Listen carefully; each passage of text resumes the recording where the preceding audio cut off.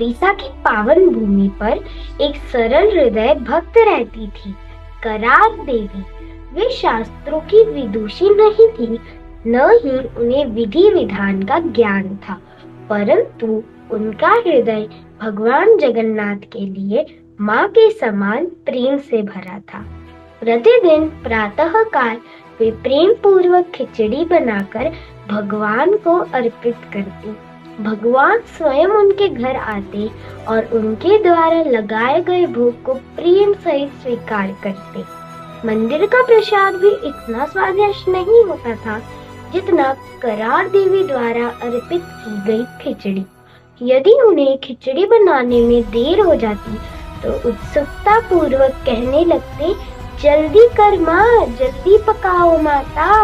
वे बार बार उन्हें कर्मा कहकर संबोधित करते थे, इसलिए उनका नाम कर्मा हो गया।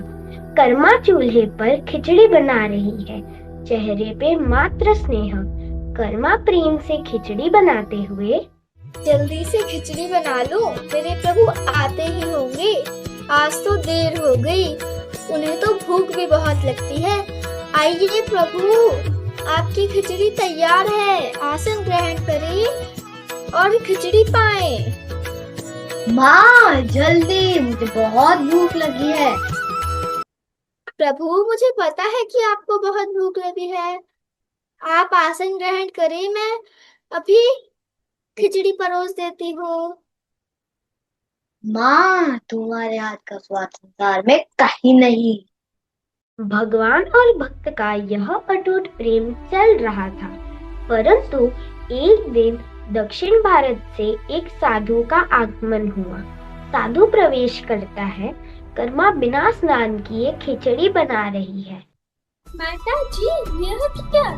बिना स्नान किए भगवान का भोग बना रही? कुछ नियम वियम पड़े हैं या आप अपने मन की करती है? बाबा जी, क्या खाना बनाने के भी कोई नियम होते हैं? मैं तो जैसे अपने लिए बनाती हूँ वैसे ही अपने प्रभु के लिए बनाती हूँ। माता जी, आप तो बहुत नासमझी हो। कुछ जानती नहीं या जानबूझ के ये गलती करती हो। भगवान के लिए कुछ भी बनाने से पहले स्वच्छता का पूर्ण ध्यान रखना चाहिए। पहले स्नान करो, फिर साफ कपड़े पहनो, फिर रसोई की सफाई, फिर बर्तनों को अच्छे से साफ करो, तब भगवान का भोग बनाओ, तभी भगवान प्रसन्न होंगे। बाबा जी, ऐसा क्या? मुझे तो पता ही नहीं था। इसका मतलब मैं तो अभी तक अपराध कर रही थी। अगर बाबा जी, अगर यही नियम है तो अब से मैं ऐसा ही करूँगी, जैसी आपकी आज्ञा। मैंने तो कितना अच्छा किया, इस क्लीन का अंधकार दूर कर दिया। आज भगवान जगन्नाथ मुझ पे कितने प्रसन्न होंगे। शाबाश शाबाश। साधु तो अपने ज्ञान के अहंकार में चला गया, परंतु सरल हृदय कर्मा ने अगले ही दिन से उनकी बात मानकर कड़े नियमों का पालन करना शुरू कर दिया, जिस वजह से उनके प्रभु को प्रतीक्षा करनी पड़ी। अगली सुबह भगवान आते हैं। माँ, मैं आ गया। अरे प्रभु, आप आ गए? मैंने तो अभी तक स्नान भी नहीं करा। आइए, अब आपको थोड़ी देर प्रतीक्षा करनी पड़ेगी। मैं दोबारा आ गया, लेकिन अभी तक खिचड़ी बनी नहीं प्रभु, अभी तो मैं रसोई साफ कर रही हूँ। अभी तो बर्तन भी स्वच्छ करने हैं। अब तो तैयार हो गई होगी। नहीं प्रभु, थोड़ी प्रतीक्षा करिए। इतने सारे नियमों का पालन करना तो बहुत मुश्किल है, आप तो जानते ही हैं। अभी भी नहीं। अरे प्रभु, थोड़ी प्रतीक्षा करें। ये सब इसी साधु का पकाया हुआ ज्ञान है। अब तो मुझे भी समझ आ रहा है। जल्दी कर माँ, जल्दी, मुझे बहुत भूख लगी है।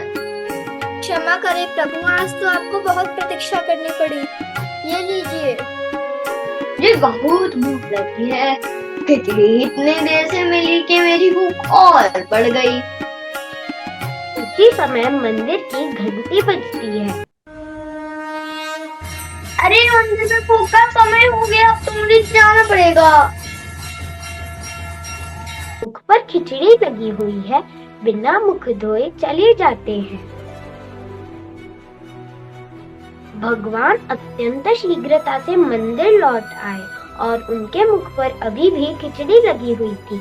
खिचड़ी को देखकर पुजारी हैरान रह गए। प्रभु, ये क्या लगा है आपके मुख पर? यह तो चावल और दाल के कण है। खिचड़ी? आज तो राजभोग में खिचड़ी ही नहीं थी। इतनी सुरक्षा में भला यहाँ पर कौन आ सकता है? तो फिर कैसे हुआ? हमसे कोई अपराध तो नहीं हो गए प्रभु? ये हमारी सेवा में हमसे कोई भूल हो गई, कृपया मार्गदर्शन करो। मेरी एक भक्त है कर्मा, वह मुझे खिचड़ी खिलाती है, उसका प्रेम मुझे वह खींच ले जाता है। आज उसे साधु ने नियमों में उलझा दिया। मैं कई बार गया पर मुझे भोजन नहीं मिला। भला प्रेम में भी कोई नियम होता है क्या? भगवान की इच्छा को जानकर पुजारियों ने रहस्य समझा और उस साधु को बुलाया। उन्होंने उस साधु को उसकी भूल बताई और कर्मा के पास जाकर उसकी गलती सुधारने के लिए भेज दिया। वो साधु कर्मा के घर दौड़ता हुआ गया। लगता है फिर डांटने हैं। मैंने फिर कोई नियम गलत कर दिया होगा। मुझे तो ये नियम समझ ही नहीं आते। माता जी, हमें क्षमा कर दीजिए, हमसे भूल हो गई। शास्त्रों के नियम हम जैसे साधकों के लिए हैं। आप तो भगवान के अति प्रिय भक्त हो, भला आपको कोई नियम की क्या आवश्यकता है? जैसे आप पहले प्रेम से खिचड़ी बनाती थी, वैसे ही बनाती रहो।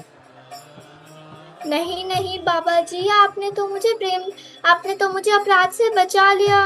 नहीं तो मैं पता नहीं और कितने अपराध कर लेती। आपको क्षमा मांगने की आवश्यकता नहीं है। आइए, आप भी प्रसाद ग्रहण करें। समय बीता। जब तक कर्मा जीवित रही, वे खिचड़ी का भोग भगवान को अर्पण करती रही। एक दिन कर्मा इस संसार से विदा हो गई। भगवान सिंहासन पर बैठे रो रहे हैं। प्रभु, आज कोई भोग स्वीकार क्यों नहीं कर रहे? प्रभु, आज आप इतने व्याकुल क्यों हैं? क्या हुआ? हमसे कोई भूल हुई क्या? आज मेरी माँ नहीं रही। अब मुझे खिचड़ी कौन खिलाएगा? मैं किसका इंतजार करूँगा? जी प्रभु, लेकिन आपकी इच्छा के बिना तो कुछ होता ही नहीं है। तो आपने उन्हें अपने धाम क्यों भेज दिया? क्योंकि ये जगत दुखों का घर है। मैं यहाँ पे अपने भक्तों को इस भौतिक जगत में दुखों के साथ कैसे छोड़ सकता हूँ? कैसे? ये तो आपकी लीला है प्रभु, आप ही जाने। आपके और आपके भक्त का संबंध आपसे बेहतर कौन समझ सकता है? आपको तो सब पता ही होगा। कर्मा जैसा प्रेम हमारे हृदय में तो नहीं है, पर अब से यह परंपरा चली कि 56 भोग से पहले भगवान जगन्नाथ को सबसे पहले खिचड़ी का भोग अर्पित किया जाता है और कहा जाता है, हे प्रभु, यह कर्मा की खिचड़ी है, कृपया इसे प्रेम सहित स्वीकार करें। भगवान को वैभव नहीं, प्रेम चाहिए। जब हृदय में निष्कपट प्रेम हो, तब वही प्रेम सर्वोच्च पूजा बन जाता है। भक्ति का मूल्य विधि से नहीं, प्रेम से होता है। बोलिए श्री जगन्नाथ भगवान की जय।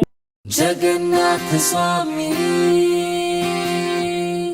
जगन्नाथ स्वामी, जगन्नाथ स्वामी, जगन्नाथ स्वामी।